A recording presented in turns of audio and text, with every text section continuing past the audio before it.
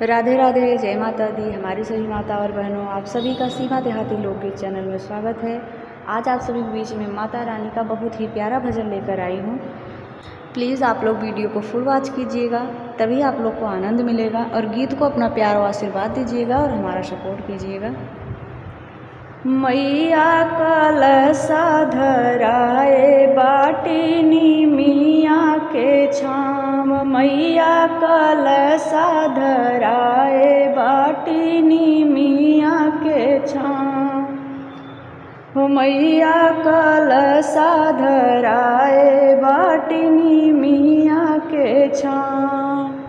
विंध्याचल के माटिया से कलसा बनाए बाटी, विंध्याचल के माटिया से कलसा बनाए बाटी।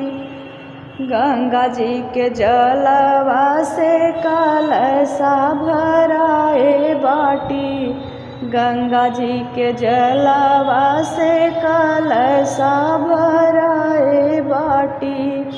गैया का घियाना, गैया के घियाना जलाई सारी रात, मैया कलसा धराए बाटी निमिया के छाँव, मैया कलसा धराए बाटी निमिया के छाँव। जलनी कलसा धराए बाटी निमिया के छाँव। धैले बाटी कलसा जलसा होई बड़ा भारी, धैले बाटी कलसा जलसा होई बड़ा भारी। सिंह पे सवार होई के आवे महातारी, शेर पे सवार होई के आवे महातारी।